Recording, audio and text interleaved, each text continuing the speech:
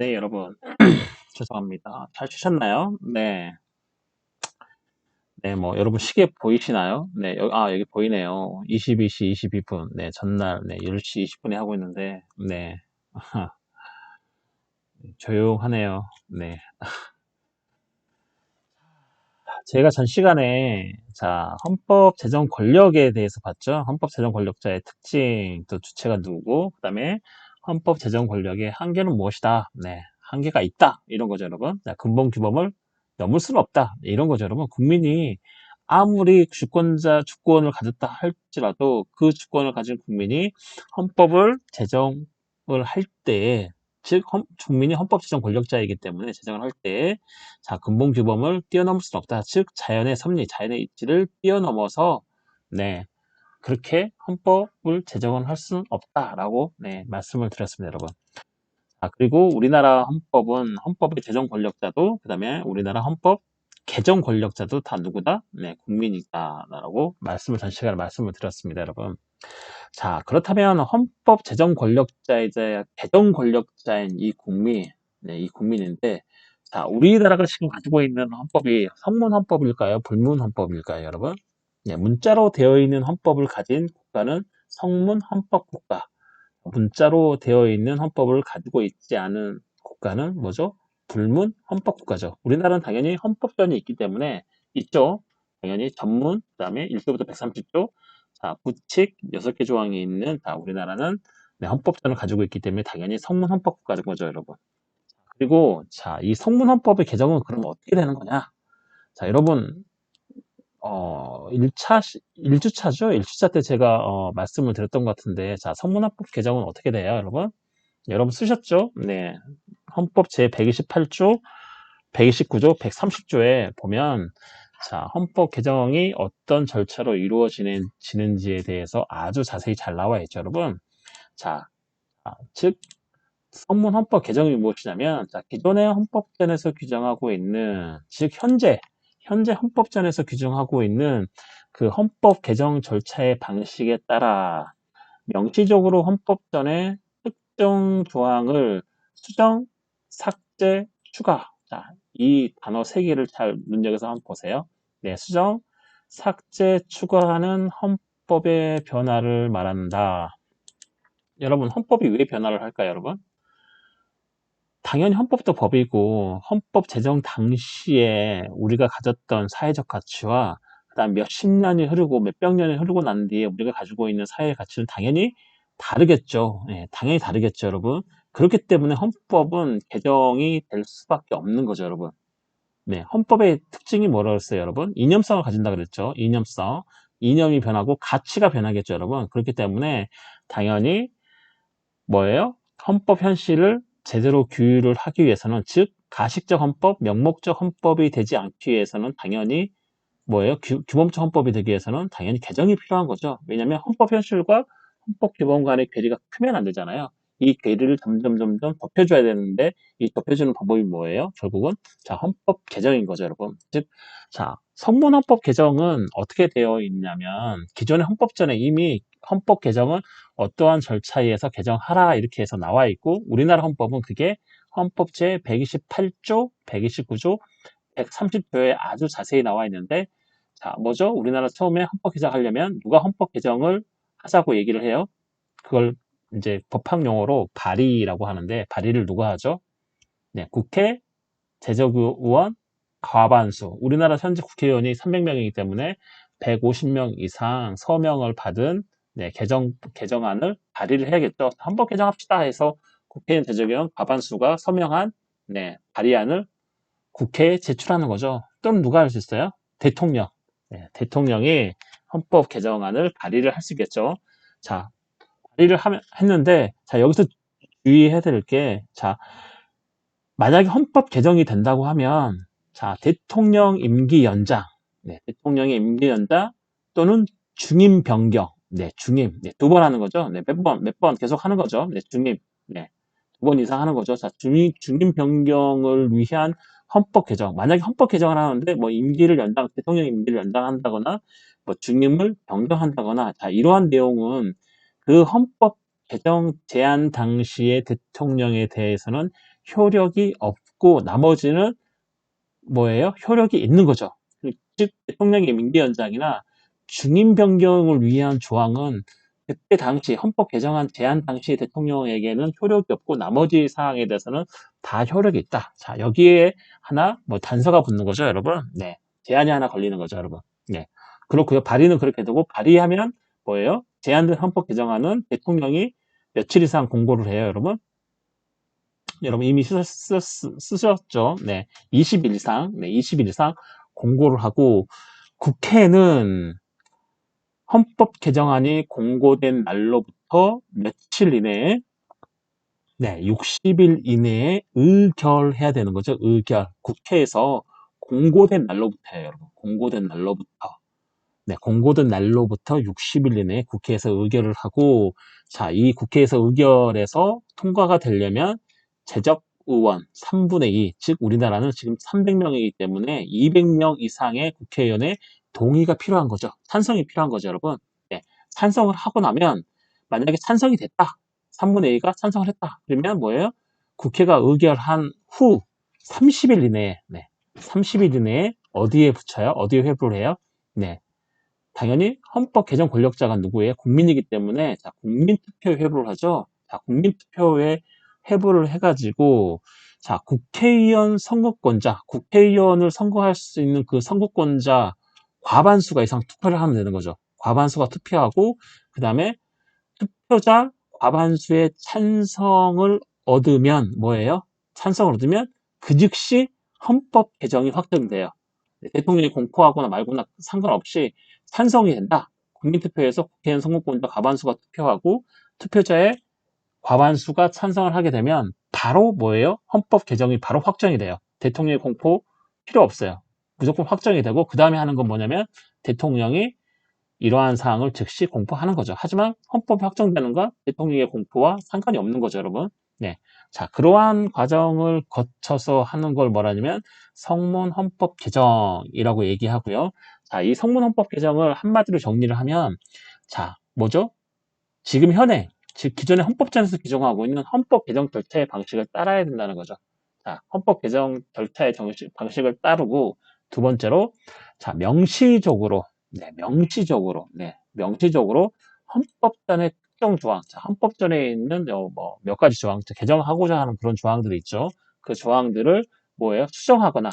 네, 수정하거나 또는 삭제하거나 또는 추가하는 자, 헌법의 변화를 뭐라고 그러냐면 자, 개정이라고 합니다. 헌법 개정이라고 합니다. 자, 헌법 개정. 이해하시나요? 자, 우리나라는 헌법 제128조 내지 130조. 여기서 내지는 뭐죠?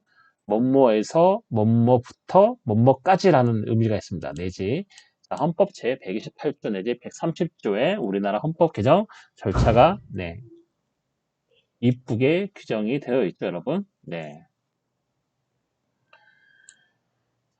근데 이 헌법 개정과 구별해야 될 개념이 좀 우리가 있습니다, 여러분. 자, 헌법 개정과 비슷하지만 이거는 헌법 개정이 아니고 달리 불리는 용어들이 있어요. 예를 들어서 자, 헌법의 파기라는 개념이 있는데 자, 헌법의 파기는 뭐냐면 기존의 헌법전이 소멸을 해요. 자, 헌법 개정은 기존의 헌법전이 소멸하는 게 아니고 자, 기존의 헌법전 중에 특정 조항이 수정되거나 삭제되거나 추가되는 그런 헌법 변화를 우리는 헌법 개정이라고 얘기하는데 자, 헌법의 파기는 기존의 헌법전이 소멸을 해요. 소멸. 기존의 헌법전이 사라져요. 다 몽땅 삭제가 되고 다 헌법 제정 권력 주체까지 모두 변경이 되는 걸 우리는 뭐라고 하냐면 헌법의 파기라고 얘기합니다. 자, 헌법이 파기됐다라고 얘기하면 자, 헌법의 제정 권력 주체자도 바뀌고 헌법 제정 권력 그 헌법 제정 권력자도 변경이 되고 그 다음에 기존에 있었던 헌법전도 소멸이 된 거죠. 삭제가 다 된 거죠. 이럴 때 우리는 파기가 됐고 자, 헌법의 파기가 일어나는 건 보통 뭐예요? 혁명에 의해서 발생을 합니다. 자, 헌법의 파기가 일어나는 이유는 보통 혁명에 의해서 발생이 되고 제일 우리가 볼 수 있는 게 뭐죠? 네, 프랑스 대혁명 볼 수 있죠. 1789년 프랑스 대혁명. 기존에 있던 헌법전들이 소멸되고 당연히 기존에 있었던 이 헌법 제정 권력자가 그때는 주권을 가지고 있는 게 절대 군주이기 때문에 자, 절대 군주가 뭐죠? 헌법 제정 권력자였는데 자, 프랑스 대혁명을 통해서 새로운 헌법전이 뭐죠? 생성이 되고 그다음에 헌법 제정 권력자도 군주에서 누구로 바뀌었어요? 네, 국민으로 네, 헌법 제정 권력자가 바뀌었죠. 이럴 때 우리는 헌법의 파기다라는 개념을 씁니다, 여러분. 자, 헌법 개정과 당연히 뭐예요? 차이가 있는 거죠, 여러분. 네. 자, 두 번째로 헌법의 폐지라는 개념이 있는데, 자, 헌법의 폐지를 볼게요. 자, 그 헌법의 파기처럼 기존의 헌법전을 소멸을 시켜요. 네, 기존의 헌법전이 사라져요. 네, 하지만 뭐예요? 헌법의 파기와 다른 게 뭐냐면 헌법 제정 권력 주체자의 변경 없이 정권 담당자만 교체를 한다. 주로 정변이나 쿠데타죠, 여러분. 박정희 대통령 생각해 보시면 되겠죠, 여러분. 네, 기존의 헌법전을 소멸시키지만 당연히 헌법 제정 권력 주체자는 당연히 국민이고, 네, 국민은 변함이 없죠, 여러분. 물론 뭐, 네, 실질적으로 그렇지 않지만 여튼 형식적으로는 헌법 제정 권력 주체자는 국민이었고, 그다음에 정권 담당자, 즉 2공화국 때 있었던 그런 정권 담당자들이 모두 축출이 되고 박정희 대통령이 네, 쿠데타로 네, 정권을 잡았죠. 자, 이럴 경우에 우리는 뭐라고 하냐면 자, 헌법의 폐지라고 얘기합니다. 실질적으로 이건 헌법의 제정이라고 보는 이제 관점도 있습니다, 여러분. 박정희 대통령 때. 하지만 일단 네, 여러분 헌법 폐지라고 알아두시면 됩니다. 단어가 좀 어렵죠. 폐지라고 얘기합니다. 폐지. 자, 폐지는 파기와 달리 자, 기존의 헌법전을 소멸시키는 건 같지만 자, 헌법 제정 권력 주체자는 뭐예요? 변경이 되지 않고 그대로 간다. 즉 헌법 제정 권력 주체자는 그대로 변경 없이 가지만 뭐만 바뀐다? 네, 정권 담당자만 바뀌는 거고 주로 정변이나 쿠데타가 일어나면 자, 헌법의 폐지라는 현상들이 자, 같이 동시에 발생을 한다라고 보시면 됩니다, 여러분. 자, 세 번째로 헌법의 침해에 있는 거죠. 침해. 네. 헌법의 침해라는 건 뭐냐면 기존 헌법 조항 자체는 변동이 없어요. 기존의 헌법 조항 자체는 그대로 네, 변동 없이 있으나 자, 헌법 조문에 저촉되는 조치를 취하는 것을 의미합니다. 네, 위헌인 거죠, 위헌. 헌법의 침해는 뭐냐? 자, 뭐죠? 헌법 조항에는, 기존의 헌법전에 있는 헌법 조항에는 변동이 하나도 없어요. 그대로 헌법 조항은 있지만, 자, 어떠한 국가가 어떠한 조치를 취해요. 어떠한 대책을 취하는데 그게 기존에 있던 헌법 조항하고 충돌을 해요. 충돌하면 우리는 이걸 뭐라고 그러냐면 헌법의 침해. 이 헌법의 침해가 되는 어떤 저촉되는 조치나 대책은 당연히 뭐예요? 위헌이겠죠. 위헌. 네. 합헌이 아니겠죠. 헌법에 위반된다 해서 우리는 뭐라고 그러냐면 위헌이다라고 얘기합니다. 자, 헌법의 침해는 자, 이런 개념으로 설명이 될 수가 있겠습니다, 여러분. 자, 이해하시나요, 여러분? 자, 우리는 지금 헌법 개정과 유사하지만 다른 개념에 대해서 여러분에게 말씀을 드리고 있습니다, 여러분. 자, 헌법의 정지는 무엇이냐면 일시적으로 기존의 헌법 조항의 일부의 효력을 정지시키는 것을 얘기합니다. 헌법의 정지다. 그러면 일시적으로, 네, 항구적이 아니에요, 여러분. 헌법의 정지는 일시적으로 자, 기존의 헌법 조항의 일부의 효력을 정지시키는 겁니다. 전부 다 헌법 조항의 모든 조항의 효력을 다 정지시키는 게 아니고요.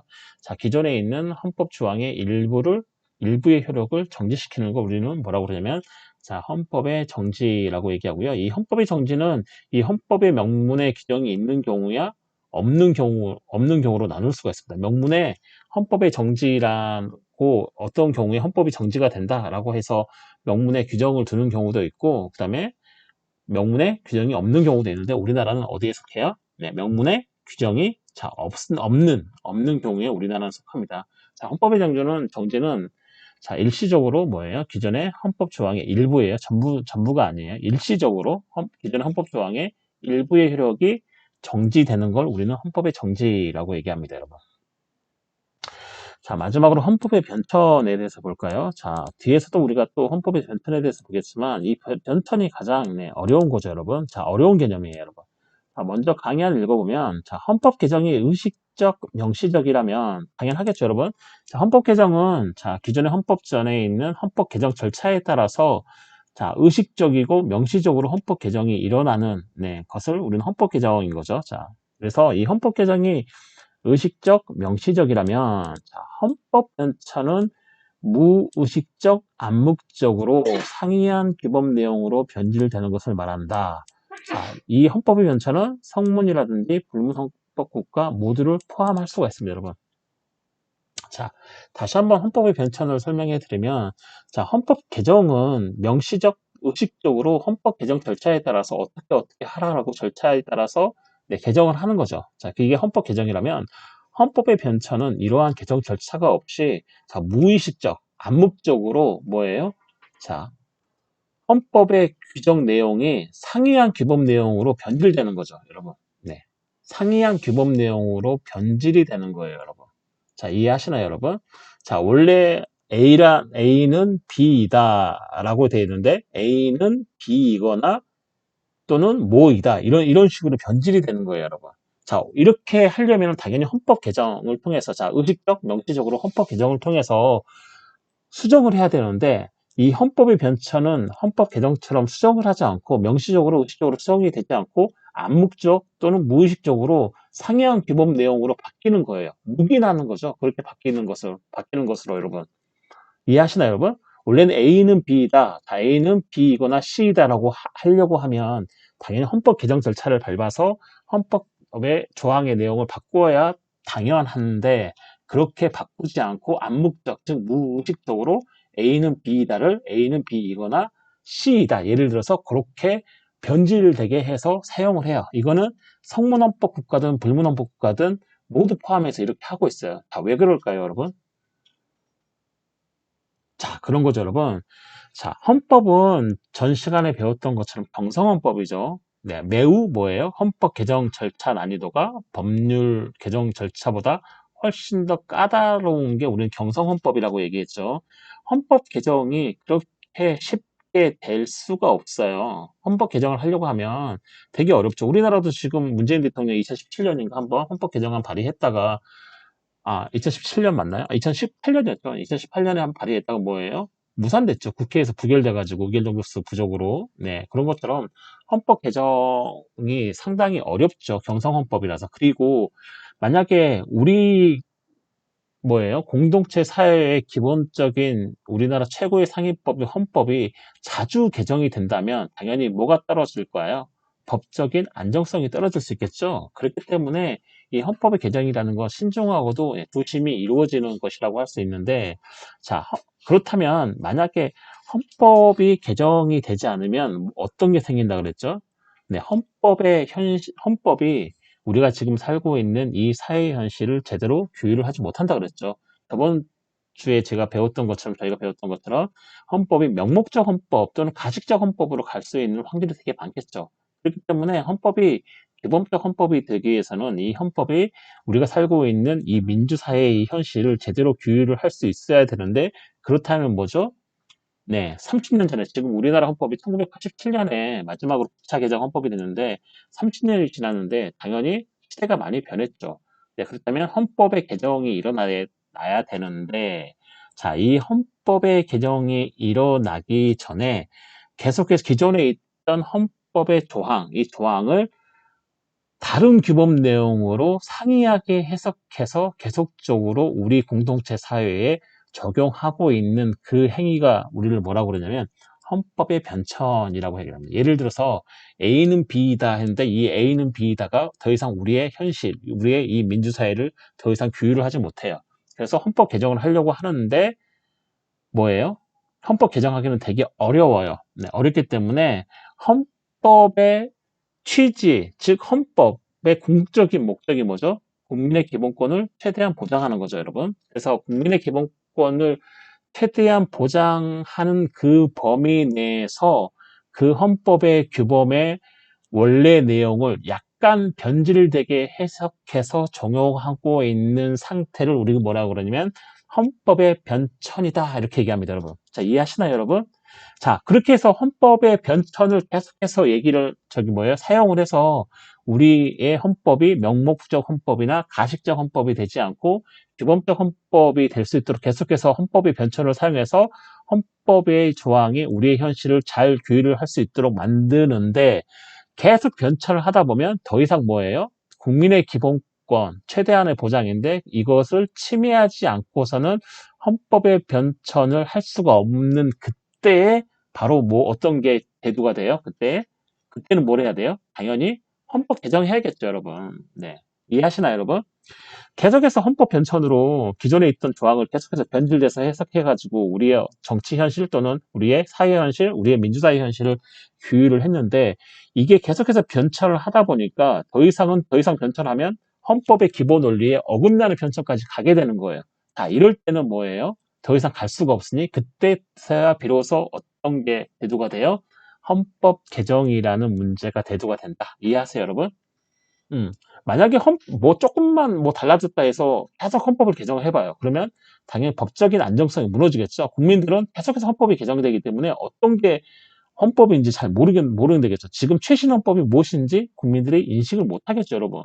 안 그래도 우리나라 법이 하루에도 몇 개씩 막 사라졌다가 사라지고 나타났다고 하는데 국민들이 당연히 헌법이 계속해서 바뀐다면 당연히 국민들이 혼란스러워하겠죠. 네, 그래서 이 혼란을 방지하고자 즉 좀 고상한 말로 하면 법적인 안정성을 해치지 않으려고 자, 개정을 최대한 미뤄보고 하다가 변천으로 계속해서 뭐죠? 헌법의 조항을 약간 상이하게 해석해서 우리의 정치 또는 우리의 민주사회 현실을 규율을 하다가 변천이 계속 하다가는 원래 헌법의 취지, 원래 헌법의 어떤 근본적인 어떤 목적에 침해가 되고 벗어나겠다라고 싶으면 그때 가서 겨우 뭘 해요? 네, 헌법의 개정의 문제가 대두가 된다.